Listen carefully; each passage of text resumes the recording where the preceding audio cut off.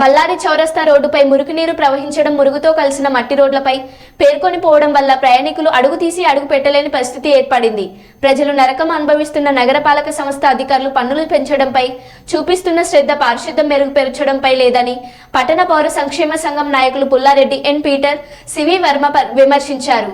చౌరస్తా సమీపంలో కాలనీల అసోసియేషన్ ప్రతినిధులతో కలిసి బళ్ళారి చౌరస్తాలో పర్యటించారు.